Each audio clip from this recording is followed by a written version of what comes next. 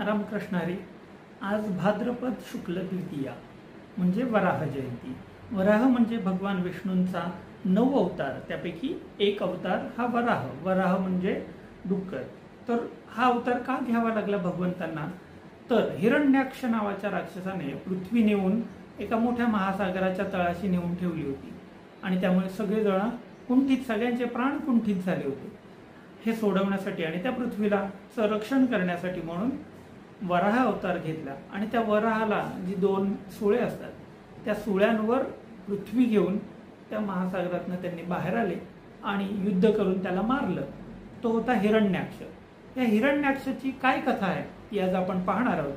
की हिरण्याक्ष आणि हिरण्यकश्यप हे 2 जे दैत्य होते ते ऋषी कश्यप आणि त्यांची पत्नी दिती यांच्यापासून हे 2 दैत्य, दितीपासून झालेले म्हणून त्यांना दैत्य असं म्हटलं जातं. तर हे 2 दैत्य कोणाचा अवतार होते? तर भगवान विष्णूंचे वैकुंठामधले 2 चीफ सिक्युरिटी ऑफिसर म्हणा किंवा द्वारपाल म्हणा असे असणारे जय आणि विजय यांना एक शाप मिळाला होता. तो शाप कोणापासून होता?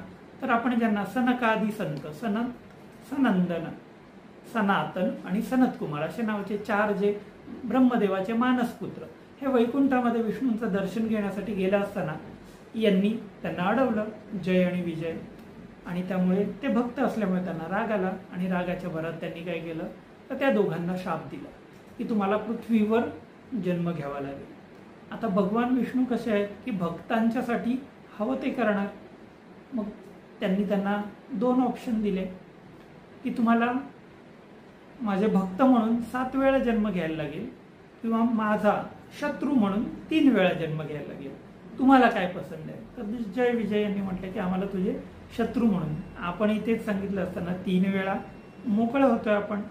पण आता हे 3 जन्म त्यांना जे घ्यावे लागले ते 3 जन्म कोणते होते?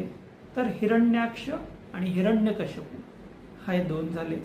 त्याच्यानंतर कंस आणि शिशुपाल ही एक जोडी झाली आणि तिसरी जोडी त्याच्यामध्ये रावण आणि कुंभकर्ण असे हे 3 जे जोड आहेत, हे 3 अवतार जे आहेत ते जय आणि विजय यांना घ्यावे लागले होते. तर त्या हिरण्याक्षाने पृथ्वी नेऊन रसातळाला नेऊन ठेवली होती आणि तिथून तिला बाहेर काढण्यासाठी म्हणून भगवान विष्णूंना आजच्या दिवशी वराह अवतार घ्यावा लागला हिरण्याक्षाचा नायनाट करायला. रामकृष्ण.